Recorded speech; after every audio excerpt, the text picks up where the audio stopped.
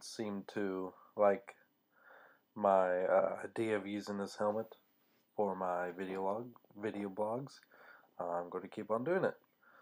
So, and it makes it a little bit easier. I've been trying to find a way of using my MacBook's iSight camera, so this has made things quite a bit easier for these quick uploads. The topic I want to talk about today was the series finale of Transformers Animated, the two-part Endgame. A brief description of the episode was basically Megatron's going to be taking his final stand and using Starscream's cloning technology to make Omega Supreme clones and implanting them with onto Lugnut, his most loyal soldier, to uh, strike against the Autobots, basically. From this forward way on, it's going to be spoilers. So if you haven't watched the episodes yet and don't want to be spoiled, stop here.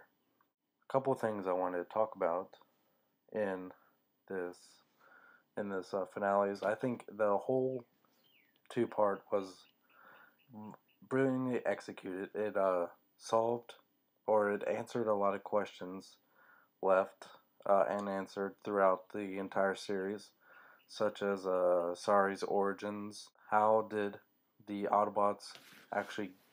Why did they get on, or get Omega Supreme as a ship? How did Prowl come into the whole mix? Because he wasn't originally part of Optimus Prime. Optimus Prime's crew. It was very exciting. It was also very dramatic, such as when Jazz and Prowl use their processor over matter techniques to bring all the Allspark fragments together again to reform the Allspark again, which ended up kind of looking like a big spiky ball instead of the perfectly round ball that it was before. But and it seemed rather large. It seemed pretty big too when they brought it back together for a little bit anyway. But since they couldn't do that in time, Prowl used the Allspark's power, I guess, to form a force field around the last Omega Supreme clone that was on self-destruct to save the city and the Autobots. One thing that I was kind of curious about it, that actually surprised me, is how well Megatron was actually able to survive the Omega Supreme blast. Speaking about Megatron, the Optimus and Megatron relationship finally came to a full circle here, because he really started to refer to Optimus as Optimus Prime, not just Autobot. They really seem to have not really much of a personal hatred between the two until their final battle, which was a little disappointing, which in retrospect they really didn't have much of a hateful relationship unlike previous incarnations. Obviously G1, they also knew each other, had a long past against each other, but in the anime they're just kind of didn't know who each other were. They're just hate each other because one was Autobot and one was Decepticon. But this really came full circle with Megatron's line. Something was like, I won't let you stop me again, Optimus Prime, when they start really referring to each other's name. I thought that was really cool.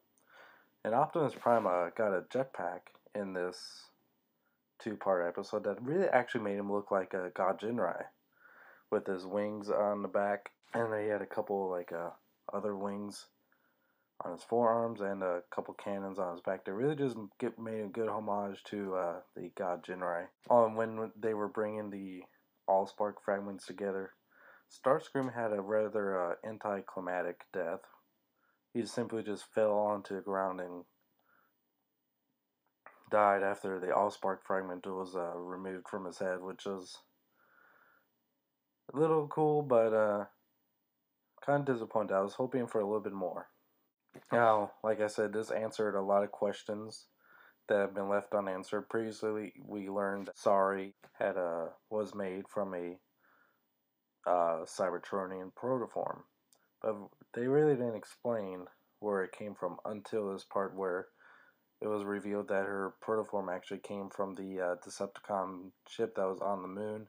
The ship was that Starscream was using the protoforms to manufacture his clones. So that came full circle with her origins, but I'm not sure exactly.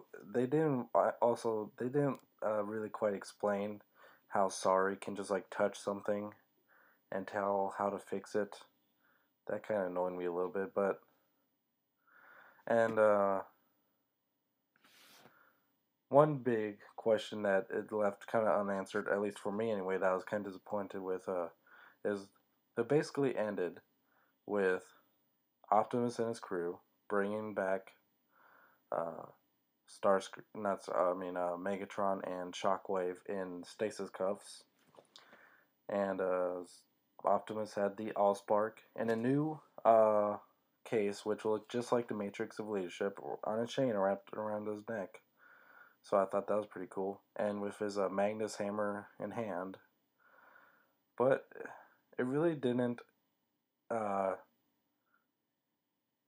in fact, it didn't show at all what became of Ultra Magnus, whether he uh, healed after his injuries, if he just died, if Sentinel Prime continued to be the new Magnus, if Optimus was going to be the new Magnus, since he proved to be much better than Sentinel. It just kind of left that very open ended. With this being the final Transformers animated episode, I would have liked to know those answers.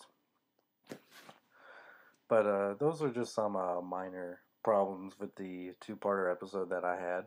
But overall, it was definitely a lot better than the season 2 finale, which was originally which I think was rumored going to be the series finale, because season 3 was neither uh, confirmed nor was it not confirmed. It was just kind of rumor at that point, but I'm a lot happier with season three's finale. I can be more happy with how the characters ended up in this finale than they did and were in season 2. Can't wait for it to come out on DVD. I still need to buy seasons 1 and 2 on DVD. I have the roll out Transform and Roll Out DVD, the first 3 episodes, but I need to get the other seasons. But yeah, I'm definitely going to buy season 3 on DVD because that's definitely the best out of the 3 seasons. Now, I just touched on the big parts that I wanted to talk about. There's a bunch of little parts here and there that,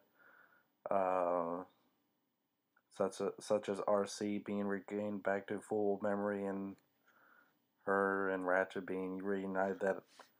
That happened, but I just really want to talk about my main problems with it and the things I was really happy with it.